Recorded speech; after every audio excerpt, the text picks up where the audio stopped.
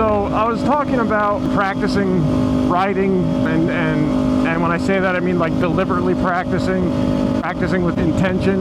You hear people say you got to act deliberately. Sometimes it's tough to know what that means. Really, it means consciously focusing on what you're practicing on, not just like, oh, I'm gonna ride around and get 100 miles worth of seat time, aka experience, and that's like practicing. And like in theory, like, yeah, you're getting seat time, sure, but practicing, real practicing, is a lot different.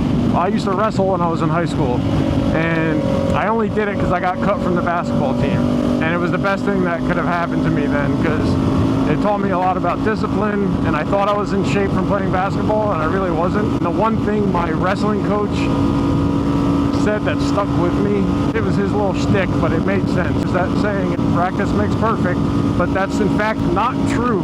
He would say, practice does not make perfect. He would reword it and rephrase it, and I don't know if he got it from somebody else or whatever, but this is where I first heard it from, was from my wrestling coach. And he would say, perfect practice makes perfect. You could practice something wrong, and if you practice the wrong way to do it, all you're gonna be is really good at doing it the wrong way. So, you know, that, like, I think the first time I heard that, I was like, oh shit, that's deep. Like, that stuck with me. It's like, alright, that actually makes a shit ton of sense. Go ahead, buddy.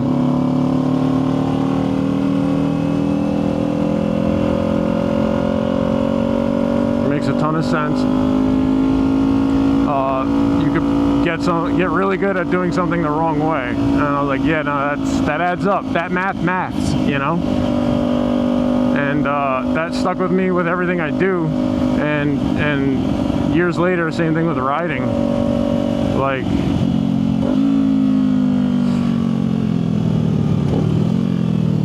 we got a Harley guy behind me, a tough guy. Seemed like a nice enough lady. So, to get to the moral of the story, this isn't what the topic was, but it just leads into it. So, practice perfect practice.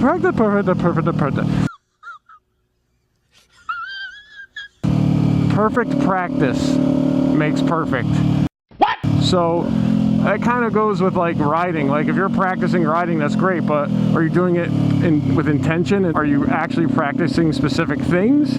Like slow speed maneuvering, braking, evasive maneuvers, emergency swerving. My example, I think the video he discussed was the one where I talked about come up with a scenario in the parking lot, see how fast you're going, how long of a distance does it take you to actually get the bike stopped, get an idea for what your ability is and what the bike's capabilities are, and how short of a distance can you get that bike stopped. And the more you practice that, one, the shorter that distance will get, until you kind of reach what the bike's capabilities are, the maximum capabilities. But then also you'll have a much better idea of what you're able to do when you're in real life on the road and you have to slam on the brakes. I see too many videos of people getting in a situation, and it's like, whether you see it coming or not, that's important. You really need to be good at that and being aware of your surroundings and having your head on a swivel.